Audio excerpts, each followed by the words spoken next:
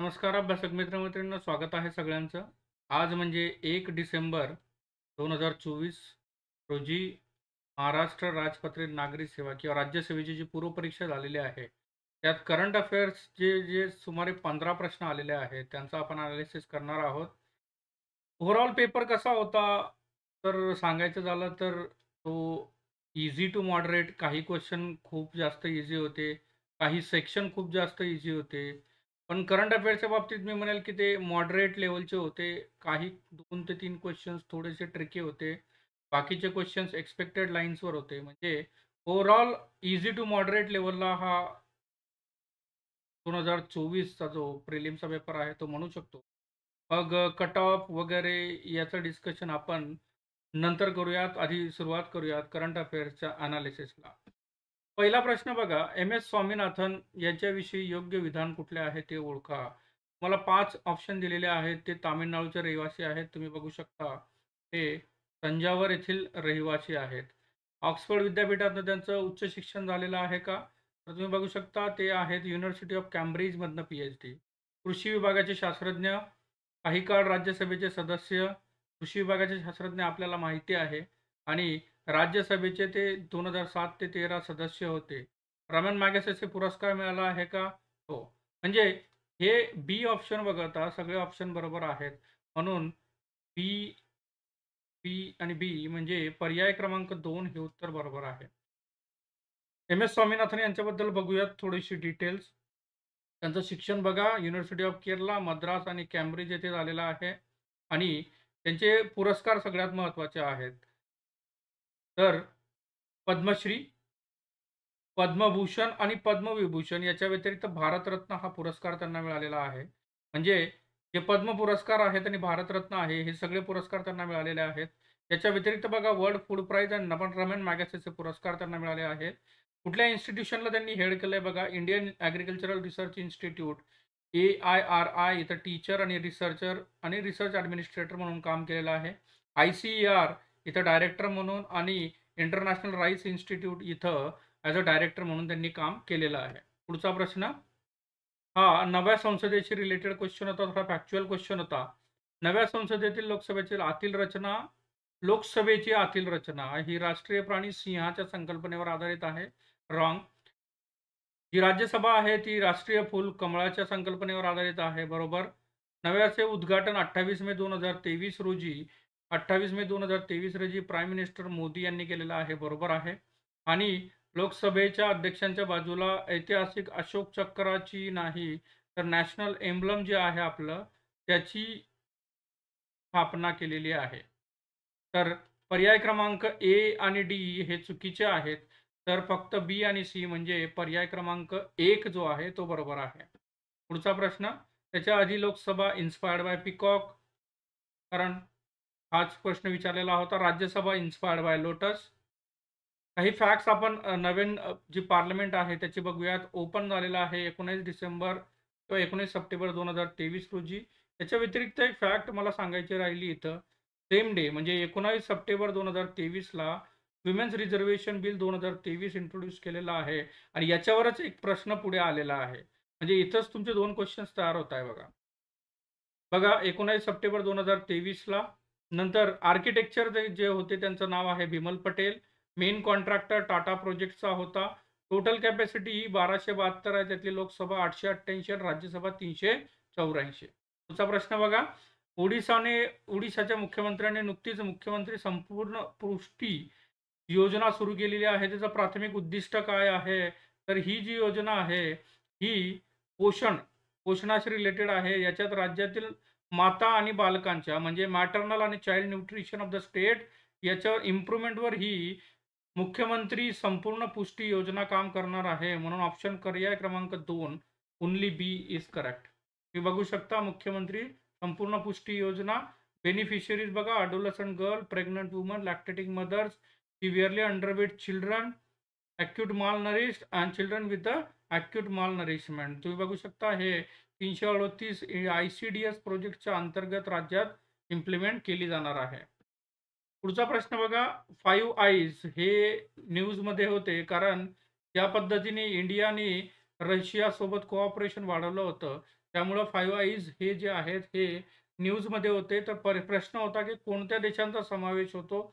America, Britain, New Zealand, Australia, France आणि Germany यांचा समावेश फाईव्ह आयजमध्ये होत नाही. बघू शकता ऑस्ट्रेलिया, कॅनडा, न्यूझीलंड, यूके आणि यूएस. तिथं कॅनडा मिसिंग आहे. तर ई आणि एफ सोडून पर्याय क्रमांक 1 जो आहे ते उत्तर बरोबर आहे.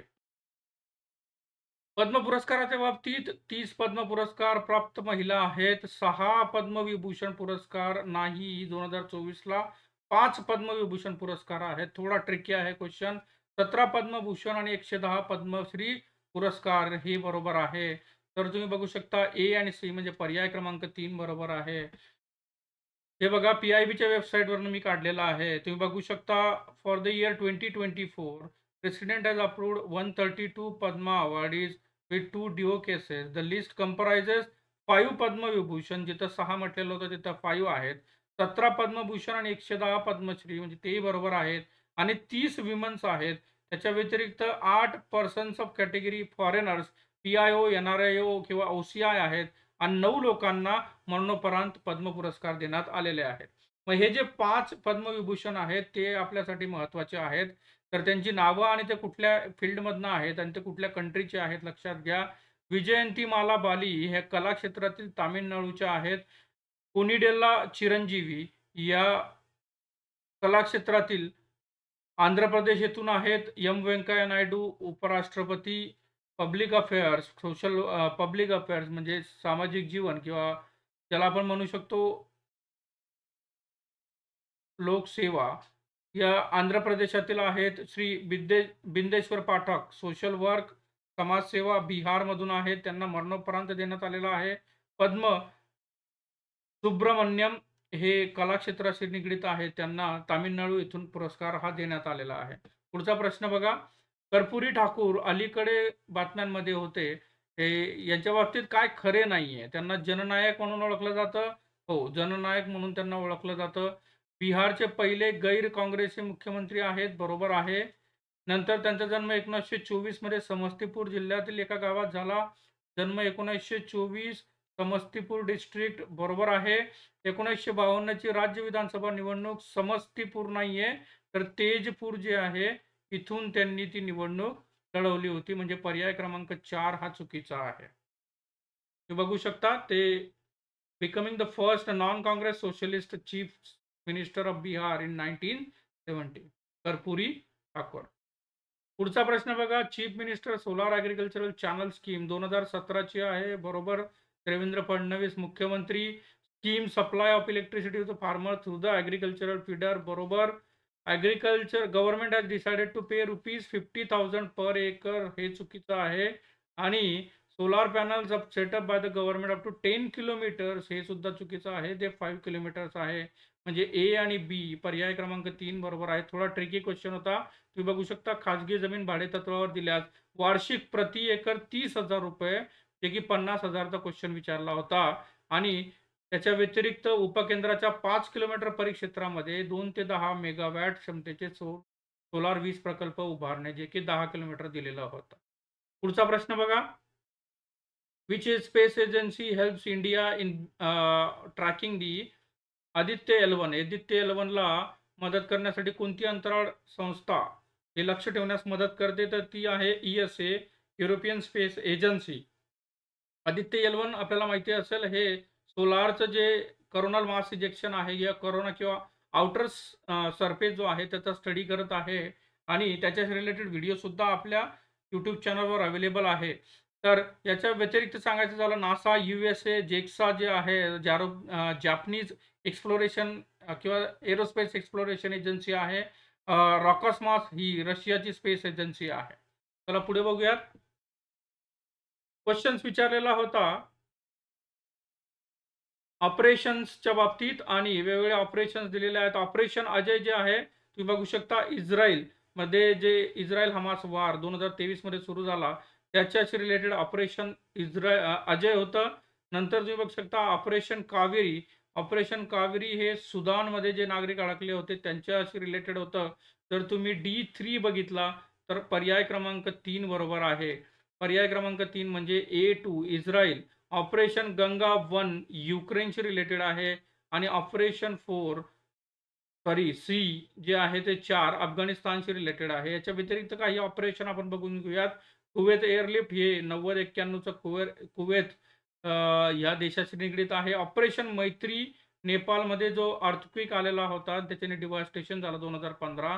त्याच्याशी रिलेटेड आहे. ऑपरेशन गंगा आपण आत्ताच बघितलंय रशिया-युक्रेन वॉरशी 2022चं आहे. ऑपरेशन दोस्त हे सीरिया आणि टर्कीमध्ये जो भयानक भूकंप आलेला होता त्याच्याशी रिलेटेड आहे ऑपरेशन दोस्त. 2023 महिला आरक्षण विधेयक खालील विधाने विचारात घ्या.